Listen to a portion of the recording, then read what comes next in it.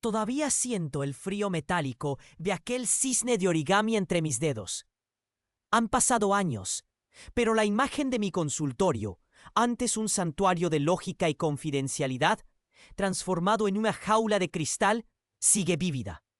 Cada sombra danzaba con intenciones ocultas, cada silencio una amenaza.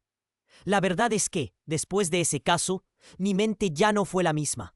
Aquel hospital, antes un refugio contra el caos del mundo, se convirtió en el epicentro de un abismo que se abría justo a mis pies. Antes de continuar, me dices de dónde y a qué horas me estás escuchando. Soy psiquiatra, con más de 15 años de experiencia en unidades de cuidados intensivos aquí en México. Mi formación me ancló siempre en la ciencia, en la convicción de que cada síntoma tiene una raíz neurológica o psicológica, algo tangible que podíamos mapear, diagnosticar y, con suerte, tratar. La UCI, con sus monitores y sus máquinas, era el epítome de lo controlable, un lugar donde la mente, incluso en su estado más frágil, podía ser comprendida. Creía que no había misterios que la razón no pudiera desentrañar, pero me equivocaba.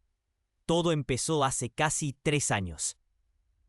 Durante un turno de madrugada, alrededor de las 3:17 a.m., el aire acondicionado zumbaba con un ritmo monótono, y el olor a desinfectante y medicamentos era tan familiar como mi propia piel. La luz tenue de los pasillos se filtraba apenas en las habitaciones, creando sombras largas y distorsionadas. Era un ambiente clínico, aséptico, diseñado para la vida, pero también para la espera de la muerte. Mi rutina era revisar a los pacientes críticos, evaluar su estado mental, su respuesta a estímulos. Fue entonces cuando conocí a Elena. Elena era una paciente de 25 años, en coma profundo tras un accidente automovilístico. Su cerebro mostraba una actividad mínima, apenas lo suficiente para sostener las funciones vitales que los aparatos de soporte le brindaban. Era un caso más de los muchos que veía. Un cerebro desconectado, un cuerpo en pausa. Al principio, sus registros no revelaban nada fuera de lo común para su estado. Pero comencé a percibir sutiles cambios que mis colegas atribuían a la fatiga. Cosas pequeñas, casi imperceptibles. ¿O acaso no lo eran? Un monitor cardíaco parpadeó con una arritmia momentánea, justo cuando yo repasaba mentalmente en su expediente un detalle específico de su historial. Una pequeña cicatriz oculta bajo su cabello. Horas después, la enfermera Laura, una mujer de unos 50 y tantos con una década en la UCI, me comentó sobre un sueño vívido que había tenido. Había soñado con un cenote en Yucatán, un lugar que Elena había visitado hace años y del que yo había visto fotos en sus pertenencias esa misma tarde. Busqué explicaciones lógicas. Una falla eléctrica en el monitor, una simple coincidencia en el sueño de Laura. Pero las coincidencias se volvieron demasiado frecuentes, demasiado precisas para ser descartadas. Empecé a registrar los fenómenos, al principio con escepticismo, luego con una creciente inquietud. Era como si, a pesar de su inactividad cerebral, Elena estuviera escuchando. O peor, percibiendo algo. Esta idea tan ajena a mi formación comenzó a corroerme. Transformó mi enfoque clínico en una vigilancia casi paranoica. Mis colegas, el doctor Morales entre ellos, notaban mi cambio, mis ojeras, la forma en que mis ojos se fijaban en Elena, no con la habitual compasión médica, sino con una mezcla de miedo y una curiosidad casi sacrílega. La UCI, antes un santuario de la lógica, se estaba convirtiendo en un escenario de lo inexplicable. La línea entre mi objetividad clínica y una paranoia naciente se difuminaba con cada día. Decidí llevar un diario personal, lejos de los expedientes oficiales, esperando encontrar un patrón, una explicación o quizás una confirmación de que no estaba perdiendo la cordura. Los detalles eran escalofriantes. Un día, al pensar en la cicatriz oculta de Elena, el monitor cardíaco mostró una arritmia momentánea. Al día siguiente, el técnico de limpieza, don Beto, tarareó una canción que solo ella y yo conocíamos, una melodía que había descubierto en sus pertenencias. El cerco se estrechaba. Una mañana, Al llegar a mi oficina, encontré un pequeño origami de papel, un cisne posado sobre mi escritorio. Elena era conocida por su habilidad con la papiroflexia antes del accidente. No había forma de que alguien del personal de limpieza o seguridad lo hubiera dejado allí, y mucho menos que supiera de su significado para ella. La puerta estaba cerrada con llave, como siempre. Mi corazón se aceleró. La paranoia se transformó en una certeza helada. Los susurros del personal, antes ignorados, ahora sonaban como advertencias. ¿Me estaban señalando a mí? ¿O acaso ellos también eran víctimas de esta extraña influencia?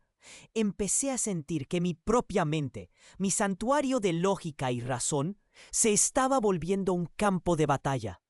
La línea entre lo real y lo imaginario ya no era una línea, sino un abismo que se abría a mis pies, listo para tragarme entero.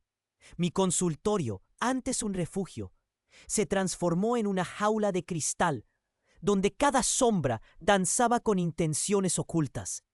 Revisé los registros de seguridad, consulté a la jefa de personal, interrogué discretamente al equipo de limpieza. Nadie había entrado. El cisne de papel, ahora guardado bajo llave en mi cajón, se sentía como un tótem oscuro, un faro de una verdad incomprensible. Las noches se volvieron insomnes, pobladas por la imagen de Elena, no como la paciente en coma, sino como una entidad etérea, observándome desde los rincones de mi habitación. Empecé a notar patrones, coincidencias que antes habría descartado como aleatorias, pero que ahora formaban una intrincada red de señales. ¿Estaba ella, de alguna manera inexplicable, comunicándose conmigo? ¿O la fatiga y el estrés estaban finalmente abriendo grietas en mi propia psique, permitiendo que la locura se filtrara? La paranoia se volvió mi sombra, mi compañera constante. Cada vez que pasaba por la habitación de Elena en la UCI, sentía un escalofrío. Los monitores, con sus pitidos rítmicos, parecían susurrar su nombre. Una mañana, al entrar a mi consultorio, encontré mi bloc de notas abierto en una página en blanco, con un solo trazo de lápiz. La silueta de un cisne. No recordaba haberlo dibujado, ni haber dejado el bloc allí. Mi corazón se aceleró. ¿Quién más sabía del cisne? ¿Era una advertencia, una provocación? La línea entre la realidad y la alucinación se desdibujaba peligrosamente. Y yo, el psiquiatra, me sentía atrapado en la telaraña de mi propia mente, tejiendo una historia que no podía descifrar. La necesidad de entender se convirtió en una obsesión febril, empujándome a límites que nunca imaginé. La obsesión me carcomía. Mis pacientes y colegas notaban mi abstracción. Cada expediente se sentía manchado por esa silueta de cisne. Cada conversación, un eco de la pregunta sin respuesta. Revisé las grabaciones de seguridad de mi consultorio, buscando una sombra, un movimiento. Nada, solo yo entrando y saliendo, mi imagen reflejando una desesperación palpable. La UCI se había transformado en un laberinto de espejos, distorsionando la realidad. Mi cordura se diluía sin retorno. Mi cordura se diluía sin retorno. Las miradas de mis colegas, antes de preocupación, se tornaron de sospecha.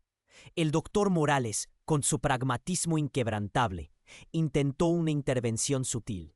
«Estás sobrecargado, amigo.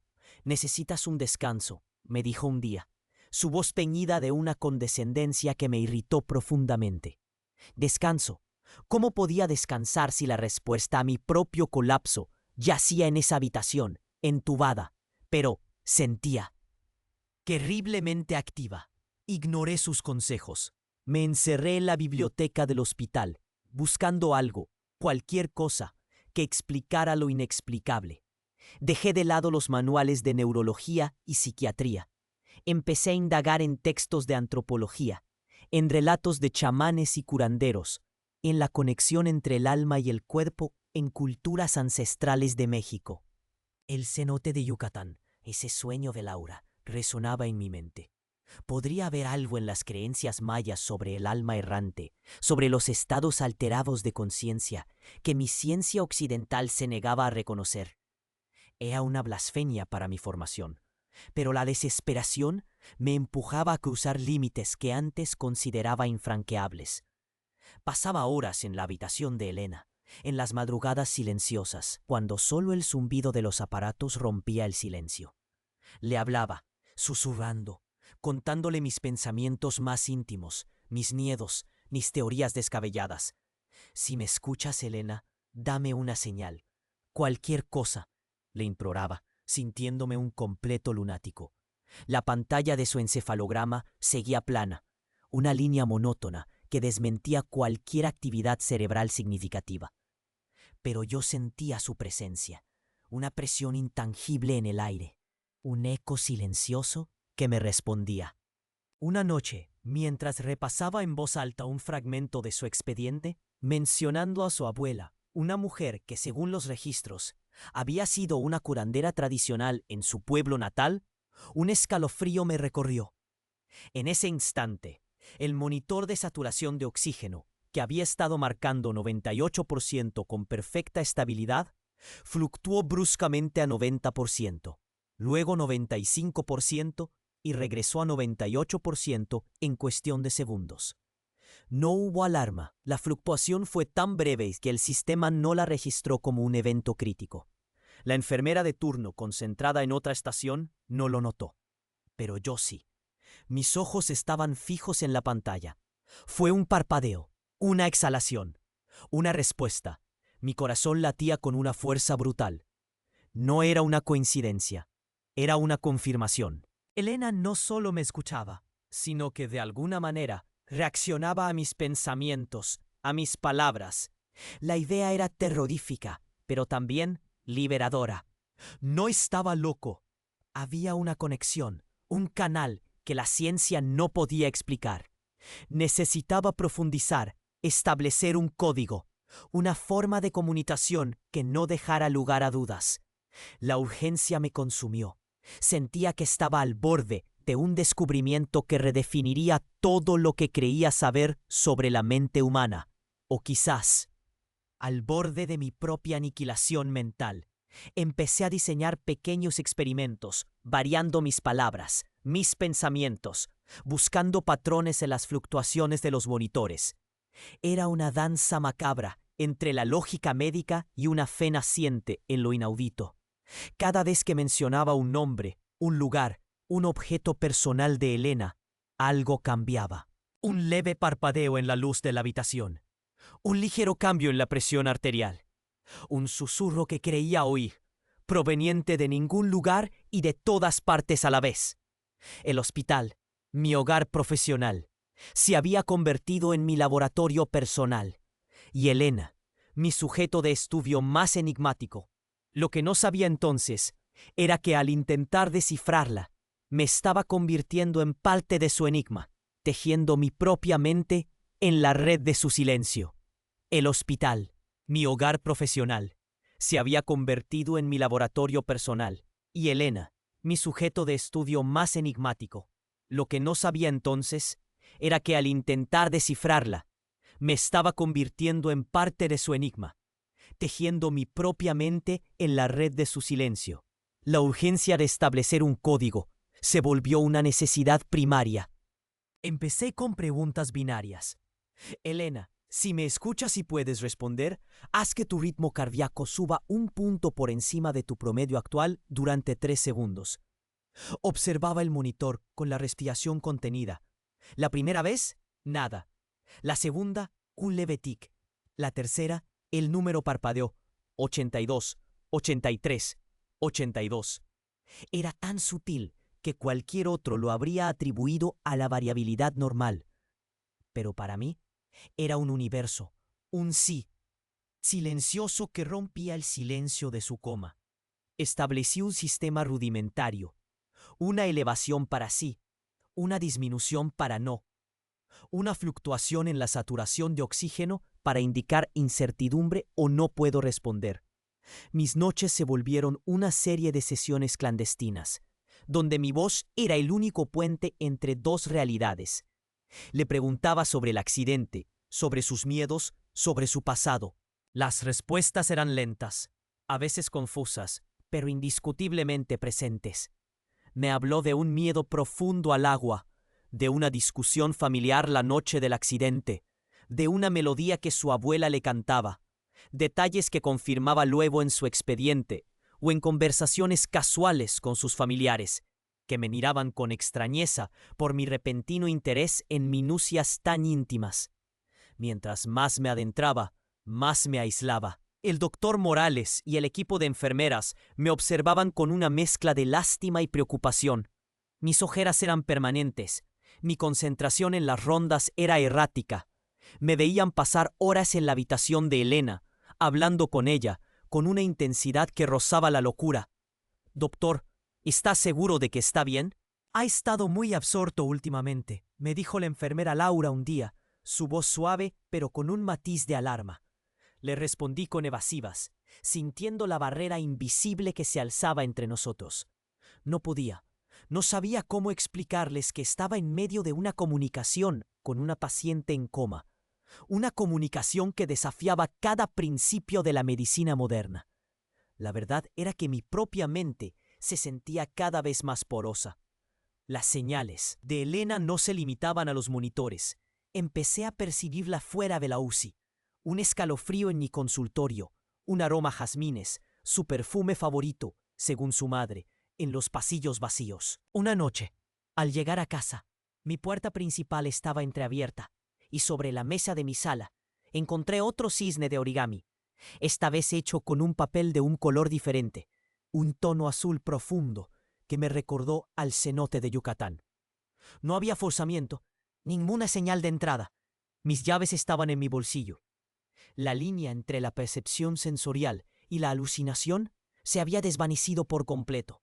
No era solo que Elena se comunicara, era que su presencia se había extendido, se había infiltrado en mi realidad, disolviendo los límites de lo posible.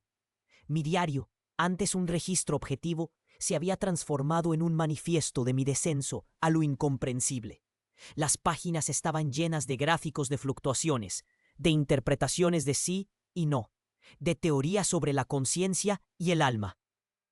La ciencia, mi ancla, se había soltado y yo flotaba en un océano de lo desconocido, arrastrado por una corriente que me llevaba hacia una verdad que mi mente se resistía a aceptar, pero que mi corazón ya reconocía. La próxima fase de esta conexión, lo sabía, exigiría un sacrificio aún mayor, una entrega total a lo inexplicable. La próxima fase de esta conexión, lo sabía, exigiría un sacrificio aún mayor, una entrega total a lo inexplicable. La aparición del cisne de origami en mi sala fue el punto de inflexión. No era una señal, era una intrusión, una prueba irrefutable de que Elena no solo se comunicaba, sino que de alguna manera trascendía los límites físicos de su cuerpo y de la UCI. La implicación era abrumadora. Su conciencia, o al menos una parte de ella, estaba activa y móvil. La paranoia comenzó a anidar en mí. ¿Cómo había entrado el cisne? ¿Era una burla, una advertencia o una invitación? Revisé mi apartamento una y otra vez, buscando cualquier indicio de una entrada forzada, de una broma de mal gusto. Nada. La puerta seguía intacta, las ventanas cerradas. La única explicación lógica era la que mi mente científica se negaba a aceptar. Elena. Mi comportamiento en el hospital se volvió más errático. Las rondas eran una tortura. Mis colegas hablaban, pero yo solo escuchaba ecos, buscando el susurro de jazmines. Me volví irritable, defendiendo con vehemencia mis métodos experimentales con Elena, aunque sin revelar la verdadera naturaleza de mis hallazgos. El doctor Morales finalmente me llamó a su oficina. Su rostro, habitualmente impasible, mostraba una mezcla de preocupación y exasperación. «Doctor, mi apellido. Necesitamos hablar seriamente. Sus colegas están preocupados. Yo estoy preocupado. Su dedicación al caso de la señorita García es admirable, pero está cruzando una línea. Sus horas, su aspecto, su obsesión. He visto esto antes. La UCI puede ser un lugar agotador, especialmente con casos complejos como el de Elena. Le sugiero que tome una licencia. Unas semanas de descanso. Reconsidere su enfoque. Sus palabras eran un martillo golpeando mi frágil cordura. ¿Descanso? Cuando estaba tan cerca de la verdad, lo miré, mi propia visión nublada por el cansancio y la frustración. Doctor Morales, lo que estoy descubriendo con Elena es más grande que cualquier cosa que hayamos visto. No puedo parar ahora. Estoy a punto de entender algo fundamental sobre la conciencia. Morales suspiró, frotándose las sienes. Entiendo su pasión, pero sus teorías sobre conciencia errante y almas mayas no tienen cabida en este hospital. Su equipo reporta que usted está descuidando a otros pacientes. Hay quejas. Si no toma esta licencia voluntariamente, me veré obligado a iniciar un proceso administrativo. Es por su propio bien y por el bien de nuestros pacientes. La amenaza era clara. Mi carrera, mi reputación, todo estaba en juego. Pero la voz de Morales sonaba distante, ahogada por un zumbido creciente en mis oídos. Era la voz de Elena, lo sentía. Me pedía que siguiera, que no me rindiera. Esa misma noche volví a su habitación. Sentía que el tiempo se agotaba. Necesitaba respuestas más directas. Elena, susurré, si puedes manifestarte fuera de esta habitación, si puedes escucharme ahora mismo, ¿por qué? ¿Qué necesitas de mí? Dame una señal que no sea un parpadeo en un monitor. El silencio se hizo más denso. Observé los monitores, esperando una fluctuación, un indicio. Nada. Pero entonces sentí un frío intenso en mi mano izquierda, como si alguien la hubiera sumergido en hielo. Retiré la mano de golpe, mirándola. No había nada visible, pero la sensación perduró. Un entumecimiento gélido que me recorrió el brazo. No era mi imaginación. Era real. Era ella. Y luego, en la pantalla de su encefalograma, que había estado plana durante meses, apareció una minúscula, casi imperceptible ondulación. Un solo pico, un latido eléctrico fugaz, antes de volver a la línea monótona. Fue menos de un segundo. La enfermera de turno, por supuesto, no lo vio. Pero yo sí. El frío en mi mano era la prueba. El pico en el encefalograma, la confirmación irrefutable. Elena no solo estaba ahí, estaba respondiendo con una intensidad que trascendía los límites de lo que creíamos posible. Estaba pidiendo ayuda, y yo, a pesar de las amenazas, a pesar de mi propia cordura resquebrajada, me sentía más atado a ella que nunca. La única forma de entenderla, de salvarla, era sumergirme por completo en su enigma, sin importar el costo. La validación, por más minúscula que fuera, encendió una llama en mí. La prueba de su presencia, la confirmación de su súplica, era innegable. Ya no era un médico observando a una paciente, era un explorador en los confines de la conciencia. Y Elena, mi mapa y mi destino. El ultimátum del doctor Morales se convirtió en un eco distante, una preocupación trivial frente a la magnitud de lo que tenía entre manos. Esa noche no volví a casa. Me quedé en el hospital, sumergido en expedientes, en artículos científicos sobre estados alterados de conciencia y en libros sobre mitología mesoamericana que había empezado a devorar. La mención del cenote de Yucatán, el cisne azul, la melodía de su abuela, todo apuntaba a una raíz cultural profunda. ¿Y si Elena no estaba simplemente en coma, sino en algún tipo de tránsito, un viaje espiritual anclado en creencias ancestrales?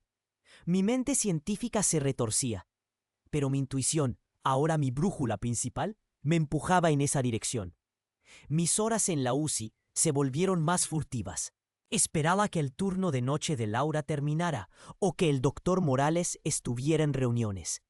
Me escabullía a la habitación de Elena, llevando conmigo no solo mi estetoscopio, sino también reproducciones de códices mayas, grabaciones de música tradicional y, en una ocasión, incluso un pequeño cuenco con agua y flores, un intento desesperado de crear un puente que ella pudiera reconocer. Le hablaba no solo de su estado físico, sino de los ciclos lunares, de los dioses, de los jaguares y los cenotes. Le rogaba que me diera más señales, que me guiara. Las respuestas llegaron, pero no de la forma que esperaba. Mis sueños se poblaron de imágenes vívidas. selvas densas, templos antiguos cubiertos de enredaderas y una figura femenina danzando bajo una luna esmeralda. Me despertaba empapado en sudor, con la certeza de que no eran meras alucinaciones oníricas, sino fragmentos de la memoria de Elena, o quizás de su propia conciencia proyectándose en la mía. El aroma a jazmines no solo aparecía en el hospital, ahora lo sentía en mi apartamento, en mi ropa, impregnando mi vida. A veces al pasar por un espejo, creía ver mi reflejo parpadeando, o los contornos de mi rostro distorsionándose, como si otra presencia luchara por manifestarse. El aislamiento se hizo absoluto. Mis colegas me evitaban, susurrando a mis espaldas. El doctor Morales me envió una carta formal, suspendiendo mis privilegios clínicos en la UCI. No podía acercarme a Elena. La furia y la desesperación me consumieron. ¿Cómo podían ser tan ciegos? ¿Cómo podían ignorar la verdad que clamaba por ser reconocida? Desafié la orden. Entraba al hospital en las noches, usando códigos antiguos que recordaba, o simplemente esperando el cambio de turno para colarme. Mi objetivo era uno solo: llegar a Elena. Una de esas noches logré entrar a su habitación. La encontré más serena de lo habitual, casi luminosa. Los monitores seguían su ritmo monótono, ajenos a la tormenta que se desataba en mí.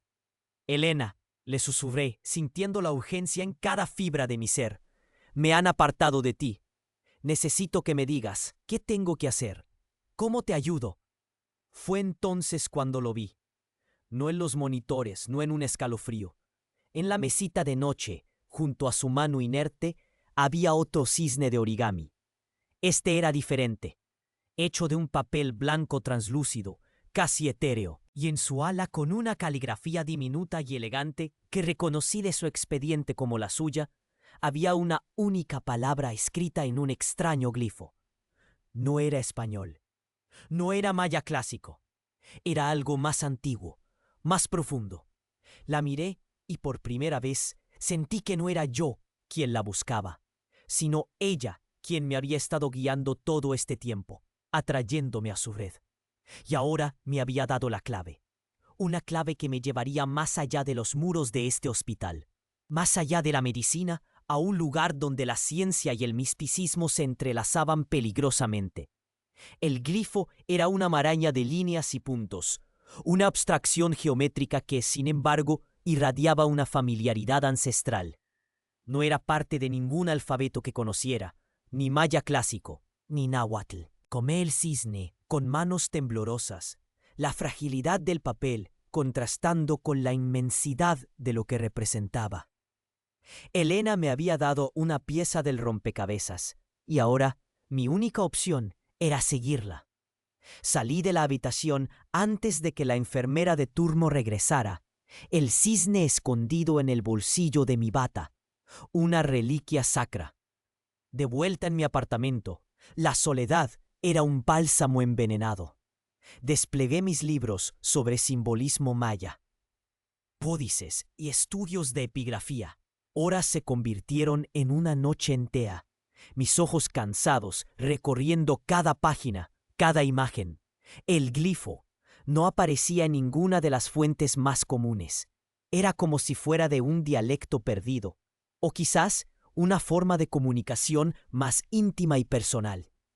La frustración amenazaba con consumirme, pero la imagen de Elena, serena y etérea, me impulsaba. Fue en un viejo tratado esotérico, un libro que había comprado en un mercado de pulgas y que mi yo científico habría descartado como charlatanería, donde encontré una referencia.